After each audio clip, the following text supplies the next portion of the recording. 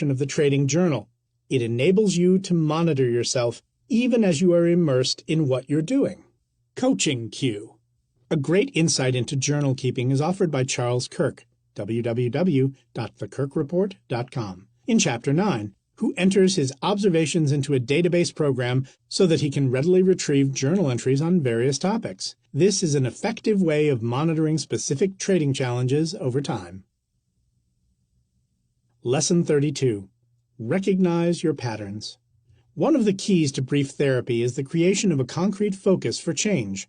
One of the reasons that older forms of therapy took so long to implement, including years of psychoanalysis, was that they attempted broad personality changes. Our understanding of personality traits and their biological, hereditary components helps us to be a bit more modest in our aims. No form of coaching or counseling will restructure a person's personality, nor should it. The goal of coaching is to help people work around their weaknesses and build their strengths, so that they can express their basic personalities and skills as constructively and successfully as possible. You cannot change your personality, but you can change how it is expressed. Many self-described coaches lack formal training in psychology and especially lack the experience and grounding of licensed helping professionals.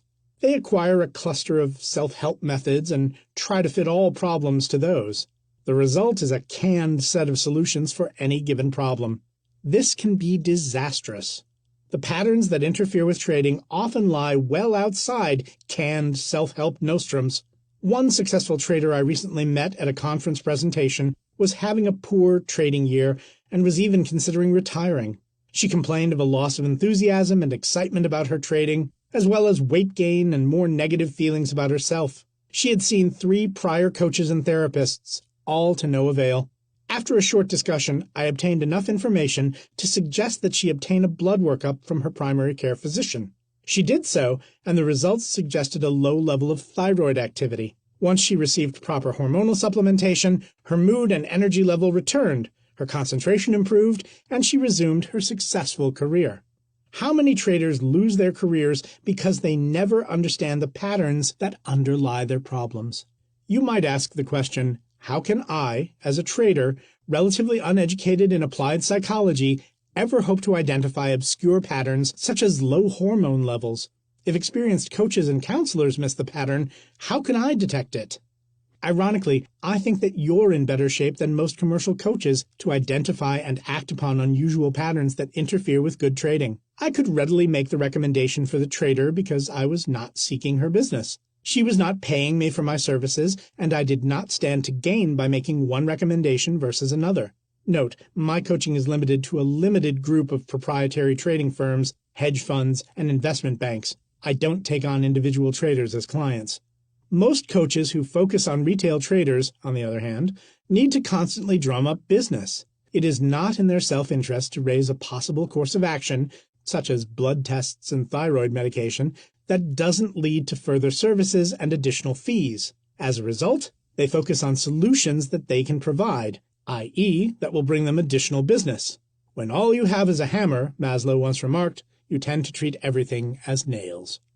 As your own trading coach, you have no such conflicts of interest. You can learn pattern recognition for yourself and diagnose your own concerns.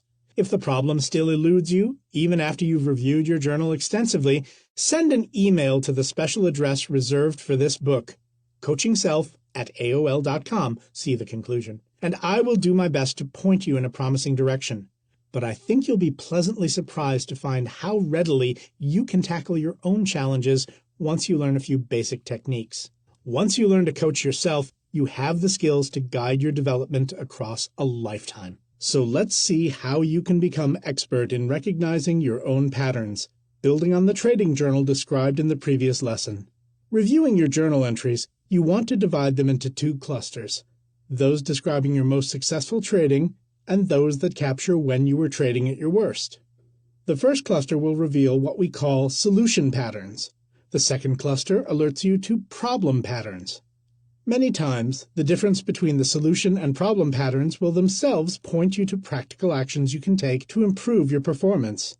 For instance, you might notice that during your successful trading, you're more patient entering trades and take fewer trades, each with smaller size.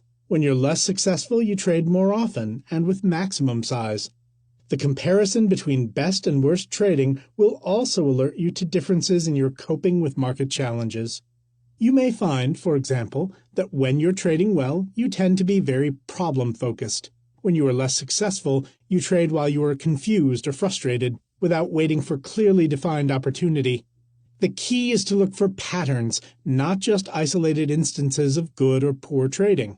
For each good day of trading, you might jot down several things you did right, and then see which entries appeared day after day. Similarly, in reviewing the poor trading days, you would write down the key mistakes you made and observe which ones appear over time. Your trading strengths can be found in the patterns that repeat across successful trades. If you cannot find patterns that stand out, you may need to monitor your trading over a longer period so that you have a rich sample of good and poor trading days. You are looking for common elements that jump out at you. Don't be too quick to read subtleties into the patterns. The best things to work on are the ones that are most salient, that hit you between the eyes. For instance, when I have done the pattern recognition work and compared my best and worst trading, I found stark differences in the sizing of my trades. Initial positions neither too large nor too small performed best. The timing of the trades, positions too early in the morning or later in the afternoon, underperformed those made after the market sorted itself out in the first minutes of trade. And the duration of my trades, better performance when held shorter with clear targets and stops. I also found that I traded best when I had a clear, longer-term picture of the market to guide shorter-term entries and trades. My absolute worst trading occurred when I held a strong view at the start of the market day and did not modify the view as the day progressed, continuing to trade against a market trend. Notice how each of these patterns focuses a trader on what to change, which is the first step in deciding how to make changes. Many times, traders fail to make changes because they aren't clear on what to change. They rely on vague generalizations, "I need to be more disciplined," rather than identify specific behaviors to work on. By conducting detailed comparisons between your best and worst trading, you can find a focus for your self-coaching efforts and channel your energies in the most constructive directions. If you know your patterns, those that bring you success and failure, you're generally halfway home in making lasting changes.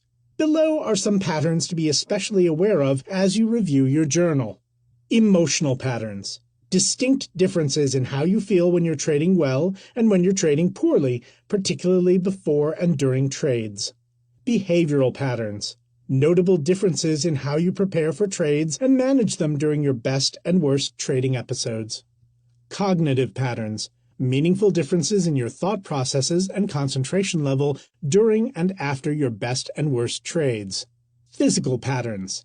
Differences in how you are feeling, your energy level, physical tension and relaxation, and posture when you're trading at your best and worst. Trading patterns. Differences in the sizing of trades, times of day when you're trading, mode of entering and exiting trades, and instruments being traded as a function of good versus poor trading. Coaching cue. Many times you'll observe more than one kind of pattern, and many times those patterns will be linked. For example, your cognitive patterns may lead to particular